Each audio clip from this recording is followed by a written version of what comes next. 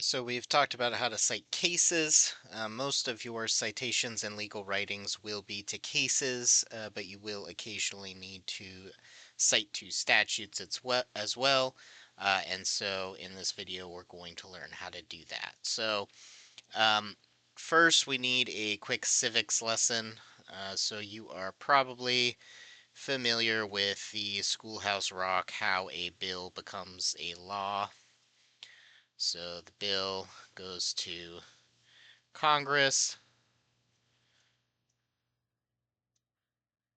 and then Congress passes the law, and then it goes to the president, and the president can either sign it into law or veto it.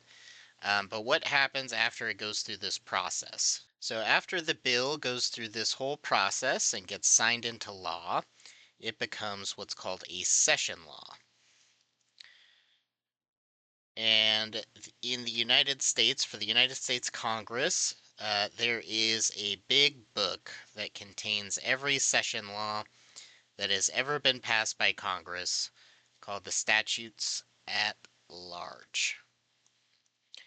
And each time Congress passes a new statute, they just throw it in this book, and when they run out of space for the book, they just create a new volume, and it goes on and on.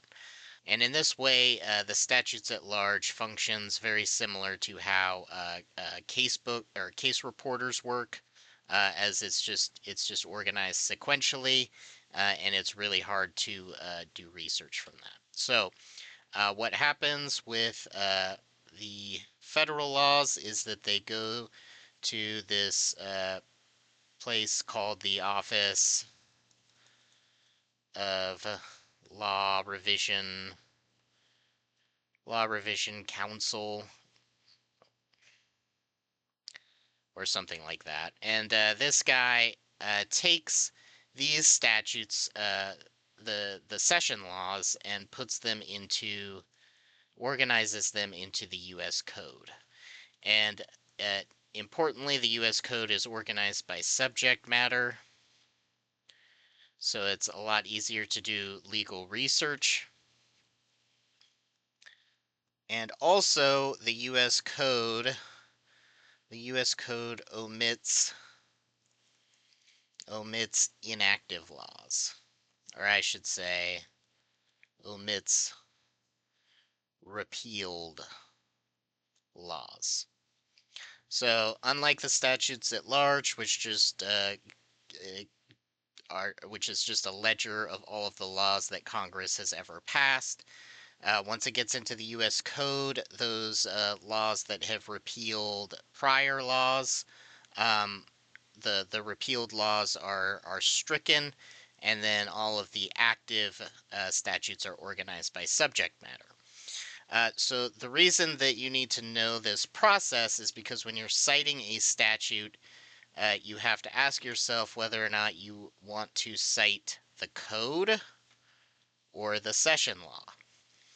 And in most instances, it's better to just cite the code because it's easier to work with.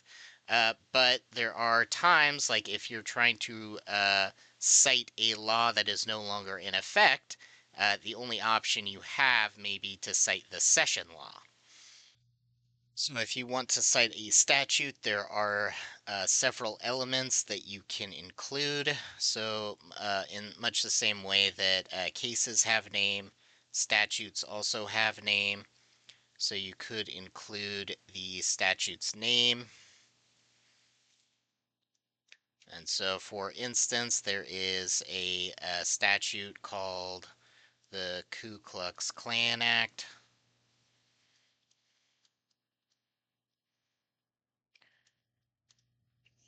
And then besides the name, there is the code. You can include the code section.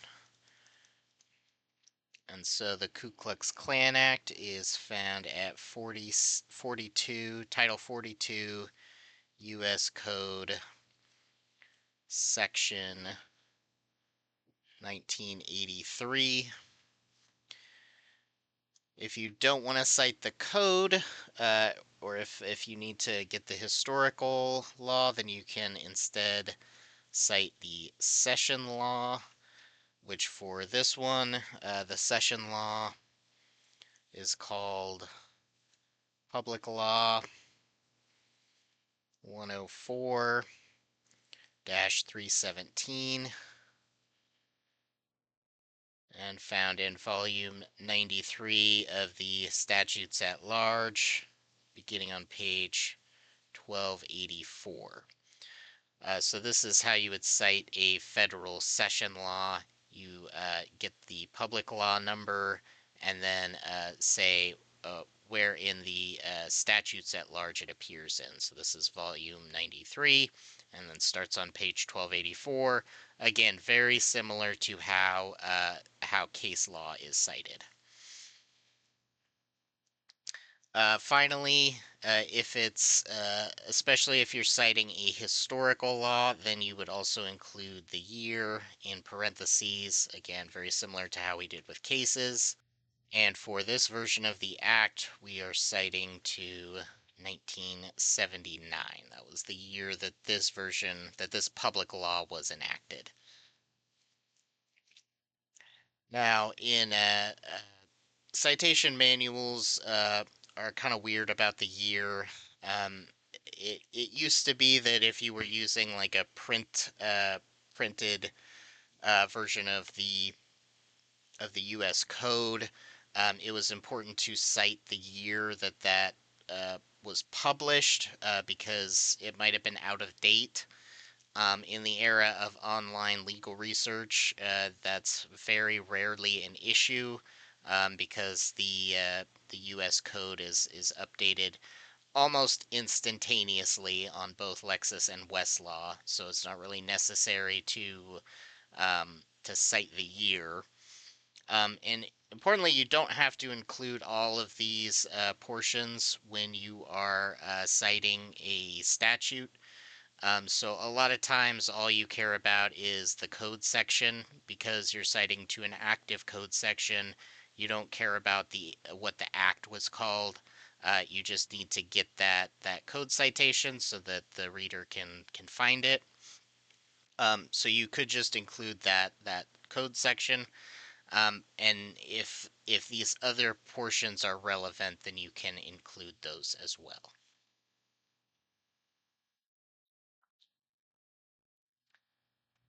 I'm also really briefly going to talk about how to cite other sources. And again, if you want to look up all of the particular ways to cite all sorts of different sources, you can do that. But the main thing is that you want to have the author, the title, the page number, publication information, and then the year. And depending on what source you are using, you may need additional details, but this is the basic outline of what you're looking for. There's also a couple sources that are cited a little more specially. Legal encyclopedias get a special citation form. So you'll recall the two major legal encyclopedias are Corpus Juris Secundum and then American Jurisprudence.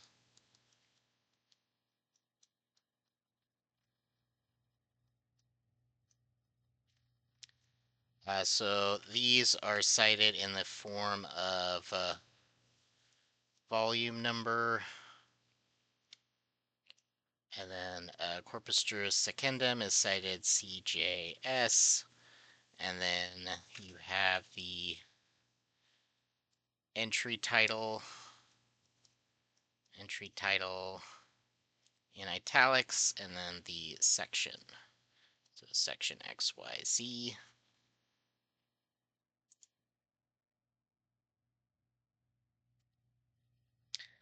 And then American jurisprudence is very similar. You also have the volume number.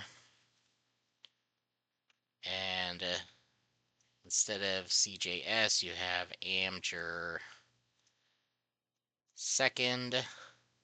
And then you have the entry title. And then the section number. Law reviews are also have its own kind of special form. So for law reviews